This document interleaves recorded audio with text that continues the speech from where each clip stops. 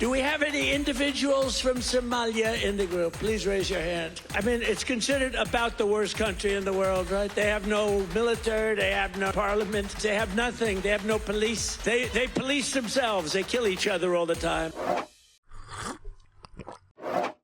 I'm looking at Somalia right now, and all I see are fragmented borders, dry land, scattered towns, underused ports, empty-looking neighborhoods, and scattered settlements. The place is not desirable at all. I mean, who would want to live in such a place? The bitter part is that Somalia wasn't supposed to end up like this. When you hear the name Somalia today, I know the first thing that probably comes to your mind is pirates, warlords, famine, hunger, poverty, or endless conflict. For decades, Somalia has been used as the textbook example of a failed state, a place where the government collapsed, where militias run everything, and where stability seems just out of reach. But here is the thing, Somalia didn't start this way. Somalia gained independence in 1960, ahead of Tanzania, Uganda, and Kenya. In 1960, Somalia looked like one of the most promising countries in Africa. It had one language, one religion, and a strong sense of shared identity. Everything it takes to build a strong country. There was real optimism that this new country would flourish until one man came into the picture. Let me tell you the story of how one man destroyed Somalia.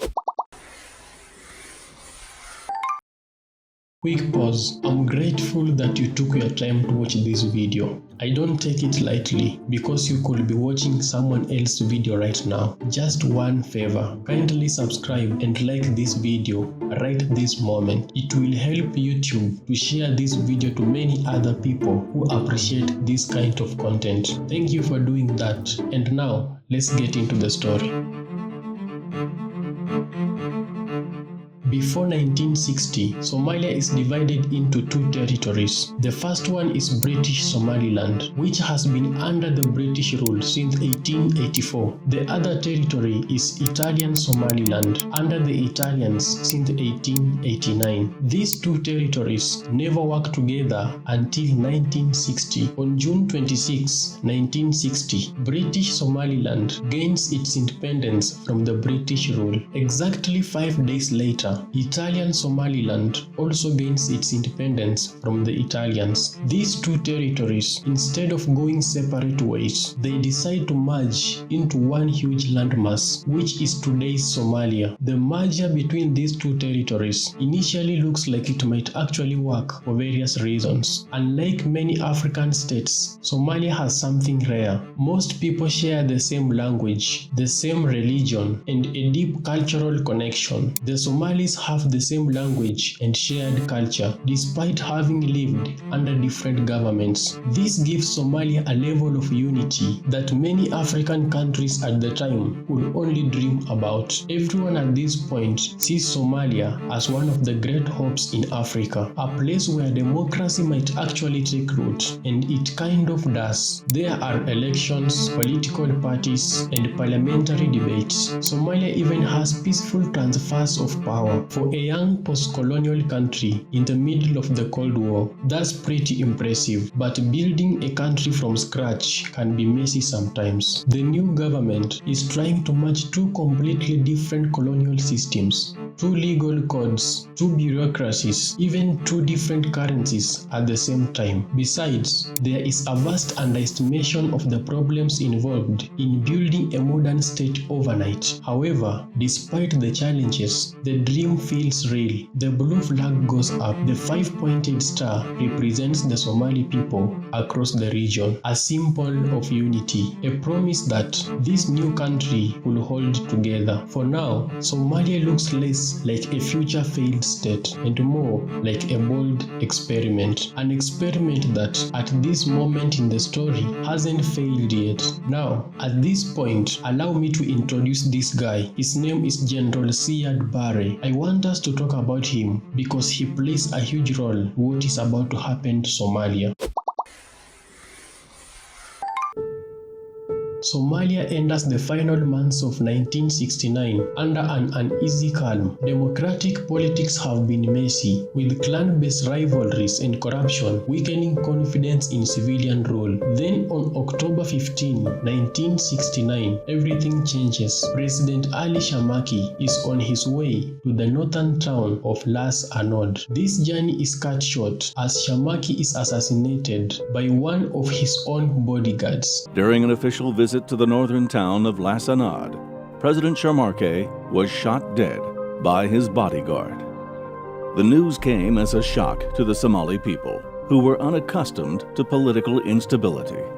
Observers at the time suggested the assassination was inspired by personal rather than political motives. His sudden death shocks the country and leaves a power vacuum that no institution is prepared to fill. For days, Somalia is without a leader. The parliament debates on how to proceed. With Shamaki gone, constitutional succession is uncertain and political leaders are divided. They struggle to agree on a successor. The civilian politicians are left trying to reach an agreement on a new president, but consensus eludes them and the country stands on the brink of instability. 6 days after the assassination of Shamaki, in the early morning hours of October 21st, 1969, the army makes its move. In what will be later described as a bloodless coup, troops loyal to the military high command seize key installations across the capital, Mogadishu. Army units take control of the national radio, parliament building, police headquarters, and government ministries without encountering armed resistance. At the center of this operation is Major General Siad Barre, commander of the Somali National Army. Barre is not a political figure in the traditional sense. He is a military man who has risen steadily through the ranks since independence. But on this night, he becomes Somalia's most powerful player. Alongside him in the coup's leadership are other senior officers, including the police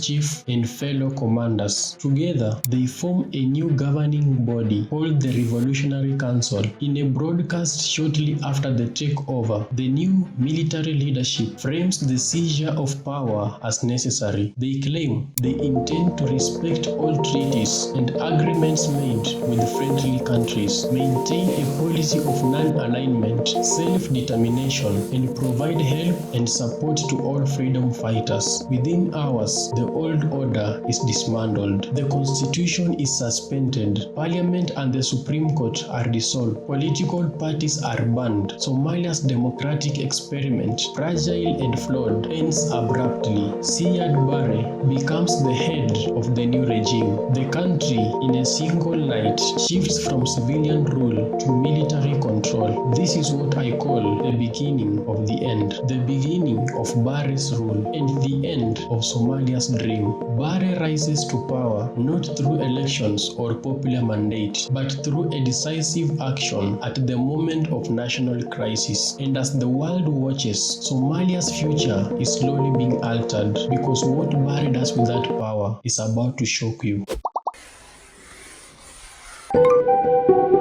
At first, the revolution looks disciplined, organized, and focused. General Barre says he's building a new Somalia, a corruption-free Somalia, a Somalia where clan politics are outlawed. The government launches campaigns against tribalism, corruption, nepotism, and misrule. On paper, it sounds like reform, but most of the African revolutionists have a habit of tightening their grip immediately after seizing power. Talk of Idi Amin, Muammar Gaddafi, Samuel Doe, Mobutu Sese Seko, al-Bashir, the list is endless. Barre dissolves political parties, parliament disappears, power shifts to a military council. Soon, the government begins building an entire security apparatus designed to watch everyone. A new intelligence service appears. Its job is to protect the revolution. In reality, its job is to monitor dissent, investigate critics, and quietly make people disappear. Sooner or later, Barre gives the National Security Service, the military police, and the National Security Court power to arrest, prosecute, imprison, torture,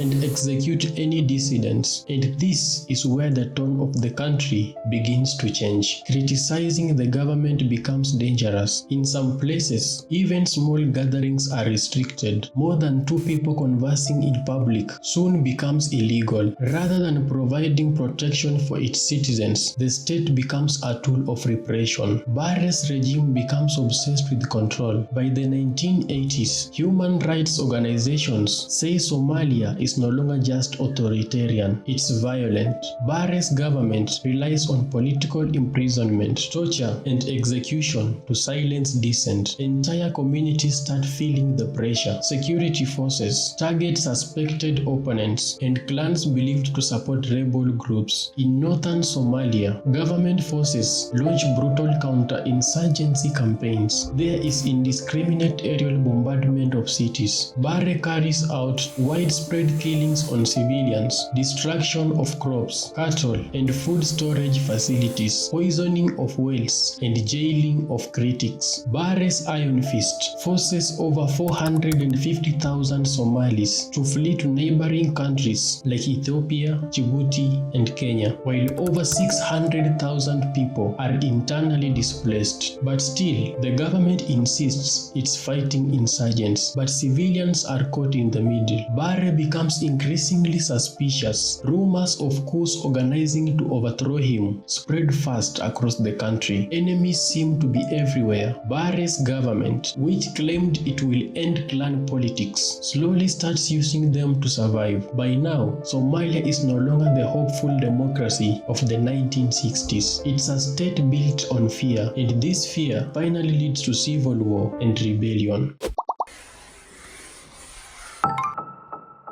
By 1977, Siad Barre still embraces his vision of uniting all Somali-speaking people under one flag. That ambition boils over in July of that year when Somalia launches a full-scale invasion of Ethiopia's Ogaden, aiming to annex it. This becomes Africa's first interstate war, one rooted in decades of border politics. At first, Somali forces make deep gains into Ethiopian territory. Barre's army, alongside the Western Somali Liberation Front, a guerrilla movement fighting for Ogaden independence, captures several towns and inflicts serious damage to Ethiopian units. But the tide turns dramatically in the late 1977 and early 1978. Just as Barre is about to win the war, Ethiopia gets backup from the Soviets and Cubans. The Soviets and Cubans strengthens Ethiopians' effort by giving them aircraft, 17,000 personnel consisting of 11,600 troops and 6,000 advisors. This action is the reason Somalis held Fidel Castro, Cuba's president at the time, to this very day. So the Soviet and the Cuban support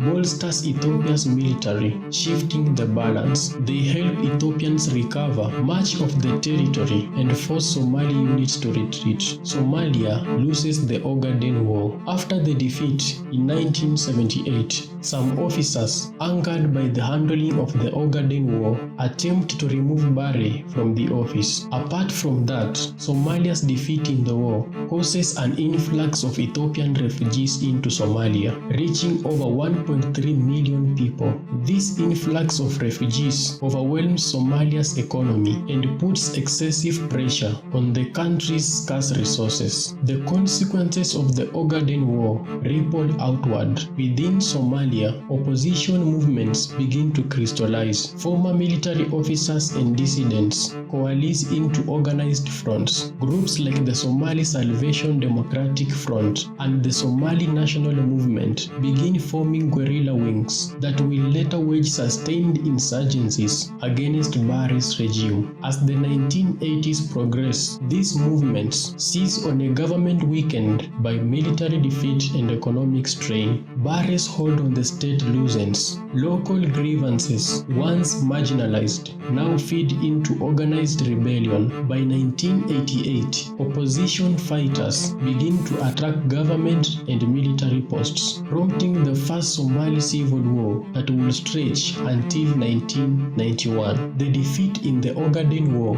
does not just end with Somalia's troops withdrawing coming from Ethiopia. It fractures the very narrative and fabric that holds Somalia together. Militarily defeated, politically wounded, and socially strained by displacement and debt, Somalia enters a new decade of fear and rebellion that lead to the fall.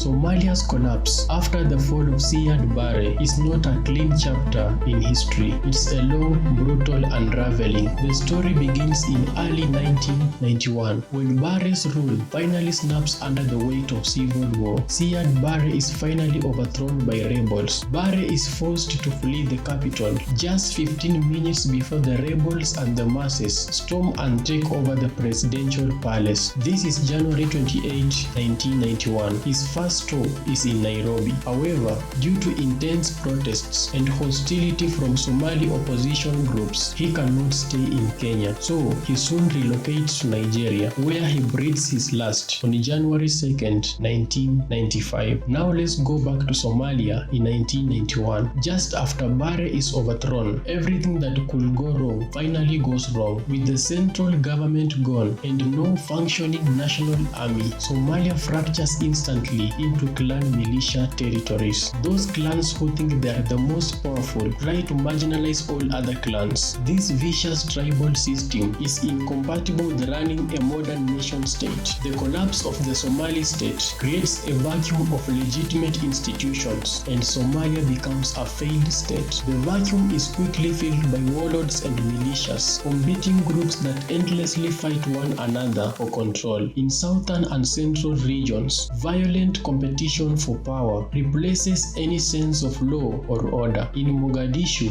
rival leaders turn the capital into a war zone. The humanitarian consequences are catastrophic. War splits communities, farmland and infrastructure are destroyed, and people can't safely reach markets or water. Combined with conflict, drought and famine sweep through the south. In some regions, food prices skyrocket and markets disappear. Somalia's situation becomes the world's most urgent tragedy, at least according to the United Nations. The breakdown of social order creates the conditions for piracy and other criminal economies to take root. With no coast guard or central authority, Somalia's waters become lawless. Piracy over the Somali coast booms in the 2000s, driven by a mix of economic desperation and the state's inability to police its own waters and fishing grounds. The political vacuum lasts for years. In the vacuum, Islamist movements emerge and evolve. Groups like Al-Shabaab emerge in 2006, growing into powerful militant forces, fighting both the government and African Union peacekeepers while controlling swaths of rural territory. On the ground, clan divisions harden into new power structures. Regions like Somaliland and Puntland declare autonomy. South and central Somalia remain battlegrounds where warlords and insurgents jockey for influence. In the decade after Barre's fall, there is a civil war accompanied by a man-made famine that kills hundreds of thousands. By the early 21st century, Somalia is considered the longest-running instance of complete state collapse in post-colonial history. The very idea of a unified Somali state, imagined at independence and torn apart by Barre, now seems distant. Fragmented security services, economic collapse, and violence become the new normal. Somalia does not just suffer a period of crisis, it enters a prolonged era where the absence of effective national governance reshapes the lives of generations to this very day, which begs the question, how does it feel living in Somalia today?